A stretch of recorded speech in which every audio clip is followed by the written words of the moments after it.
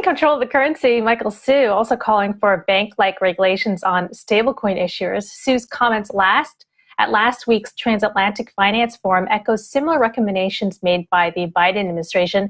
Joining us now is the former Acting Controller of the Currency, Brian Brooks, who is also the former CEO of Binance US and now CEO of Bitcoin mining company Bitfury. Hello there, Brian. Always a pleasure. Hey, Christine. How are you? Good. So I know you're not a regular anymore, but you know a lot about the space. And so I'm wondering, should stablecoin issuers be regulated like banks, or should they be considered money services businesses? Yeah, well, it's a great question. I think that might be a false dichotomy at some level. You know, the theory that we had when I led the OCC was that stablecoins are basically a blockchain native payment instrument. And there are all kinds of payment instruments where, you know, there are either partnerships with banks or not partnerships with banks that are well understood. So in previous historical eras, there were things like traveler's checks, then there were prepaid cards, then there were, other kinds of wire-based money transmission devices. And I guess what I don't understand about the idea that all stablecoin issuers should be banks is the idea that, first of all, under the guidance that we had in our tenure at the OCC, we made super clear which part of stablecoins were subject to bank regulations, and that was the part that involved holding the reserve assets, right? So the reserve assets, we said, had to be in certain kinds of fiat instruments if it was a fiat-backed stablecoin. That obviously is subject to bank regulation because they were bank deposits. They had to be redeemable at par. You know, there were certain other requirements that we put in place. But why the stablecoin issuance itself had to be subject to banking regulation is puzzling. Think about the Bed Bath & Beyond card that you see in the grocery store checkout aisle, right? Bed Bath & Beyond doesn't have to be a bank to nonetheless have a stored value card that is supported by an underlying bank. And so the other thing I don't fully get, Christine, is there are stablecoin issuers that have applied for bank charters and haven't been granted them. So the question I always ask is, if a stablecoin can only be issued by a bank, what's going on with Circle's bank application, and why is that not likely to be granted? To me, that's the most interesting question. Interesting. I wanted to bring up, you said it wasn't a great dichotomy, but I want to bring up a tweet from Brian Homer. He's a VC at NICA Partners, and he was just tweeting, just read the Acting Controller's remarks on stablecoins yesterday, and he's waiting for a good argument for why stablecoins are more akin to banking than money transmission, ignoring the fact that money transmission exists as a regulated activity isn't particularly convincing. I'm wondering if you could weigh in. Matt's a very smart guy who ran the crypto part of the New York Department of Financial Services as the #2 official in that organization, so he knows whereof he speaks. I mean, he's the person who did actually used to regulate this activity. So it's an interesting new twist, I guess, on the state-federal balance here, where, at one time the states were mad at the OCC for taking too much power. And now, weirdly, now that the party is in control of the White House that is the same party in control in New York State, there's still tension between those two agencies. It shows how turf wars can be enduring in this space. I think Matt's probably right. I think that what we need is more innovation in stablecoin. The issuance of the token, it doesn't look particularly like banking activity. And given that, why can't we let the existing regulatory regime work? And why do we always feel the need for more constraint versus more innovation? So, Brian, welcome back. One question I would have in all of this is that where would algorithmic stablecoins fall if they don't actually hold any assets? How would they be regulated?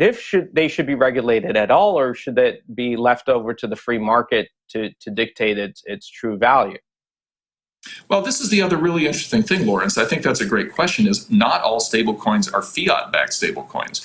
And I think it's just a little odd and a little sad that at this point, very few regulatory voices have focused on the crypto native part of all of this, right? I mean, stablecoins that are backed by fiat are basically an on-ramp. They're a transitional technology. They're kind of like the scanner was for the internet 20 years ago. It was a way of getting paper documents onto the internet. But once you live on the internet, you don't really need those things in the same way anymore. And algorithmic stablecoins, which don't present systemic risk to the banking system because they don't touch fiat, probably don't make sense in that regulatory regime. But no one's even asking that question at this point. So one other question, of course, when you bring up stablecoins, is the use of CBDCs. Now, I don't know if you got a chance to look at our report on on Steve Mnuchin's documents and discussions regarding crypto from a couple of years ago. But one of the things that was noted was that Jared Kushner had called for a meeting to create a brainstorming session with different members, potentially of Treasury, et cetera. Do you know if that meeting ever happened to talk about CBDCs? And if so, were you in on it? Well, I can't really comment about private meetings that happened, inside the government, but I can say that, Secretary Mnuchin, my longtime colleague, has said repeatedly that he's a big proponent of stablecoins. He has his questions about, other crypto activity, but is a strong believer in stablecoins and blockchains as payment mechanisms and payment networks. And so as far as whether that meeting happened or not, I can't really comment on that, but I can say that that was an issue of great interest to him. It's one of the reasons why, under his leadership, the President's Working Group released the first guidance across the government on how stablecoins ought to be reserved, how they ought to be redeemable, et cetera. Even though you're saying you can't discuss whether or not that happened, I mean, was Mr. Kushner involved in any way, considering he wasn't a Treasury official? Shouldn't that at least be public?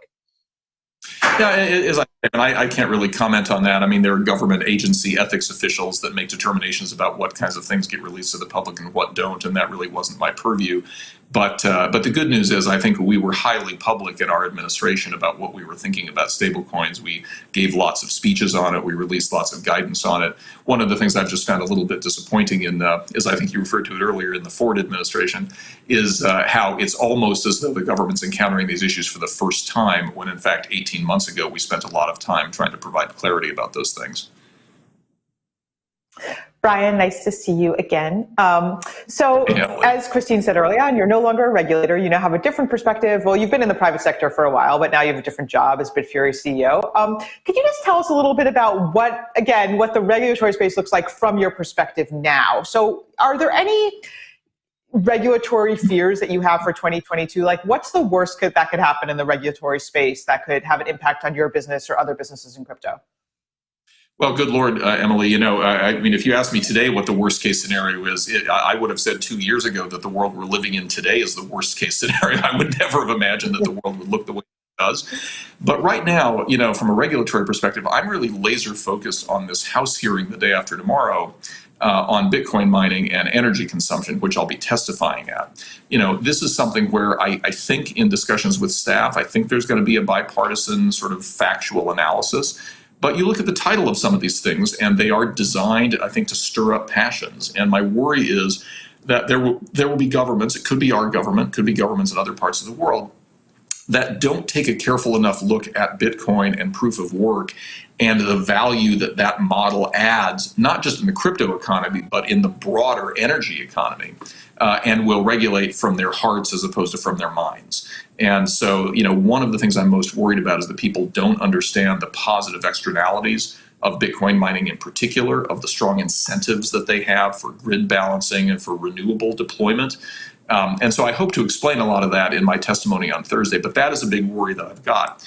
Beyond that, of course, there are other things out there that are lurking, sort of ticking time bombs that haven't been fixed. For example, there's bipartisan and bicameral bills pending in both houses of Congress that would correct, the tax reporting provision of the infrastructure bill from last year.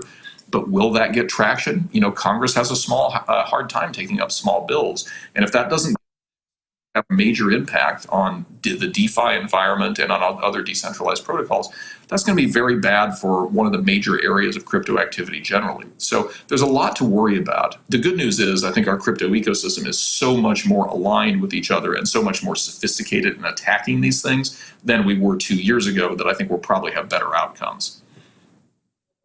So, Brian, you just brought up the infrastructure bill. So, there was such a commotion about that infrastructure bill. And one of the main points was mining. And there were a lot of people in the crypto community warning, if the infrastructure bill gets passed in its current form, it's going to have a disastrous impact on mining in the United States. And it could be the end of mining in the United States. And the infrastructure bill hasn't actually been amended, right? It's basically what, the worst case scenario from the point of view of the crypto community. So how would that affect you? Like, say that this infrastructure bill just sort of doesn't get changed, goes through, has this controversial tax provision. How would that affect mining for you?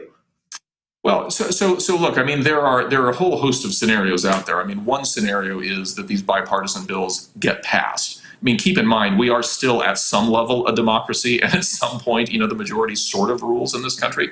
And what we knew from the infrastructure debate was a majority of both the House and the Senate support correcting it. So plan A is let's get this fixed and let's support, Congressman Chairman McHenry and others who are supporting that. I think there's a chance that happens. Plan B, of course, is the Treasury Department has hinted repeatedly that they'll take regulatory interpretive actions to try and blunt the effect of this on miners and on DeFi project developers and others. Plan C, Singapore, Abu Dhabi. I mean, it's hard to say, but I hope very much that the United States is not truly going to abandon its biggest technology innovation of the last 50 years. I can't believe it will, but for me, I'm focused on Plan A and Plan B at the moment. And Brian, just a final question here. You mentioned that Circle had a tough time getting their OCC charter in, but I wonder if you have heard anything about any pending OCC charter applications and whether you have any views on whether the Conference of State Bank Supervisors withdrawing their lawsuit against the OCC may mean that, they figure they have a higher chance of approval and getting a charter application. Well, yeah, I doubt the latter is true. I mean, remember, the CSBS withdrew its lawsuit when the OCC won the lawsuit brought against it by New York. So that was not like a withdrawal. That was like an OCC victory, which I think was an easy call, and I always believed it would be an easy call. But I'm glad that it's finally out there. But in terms of what it means for future national bank applications, let's be clear, and this is not based on any inside information, it's just reality. There won't be any new crypto bank charters issued by the OCC in the next 3 years. That is my strong and a strongly conviction, sort of high conviction belief.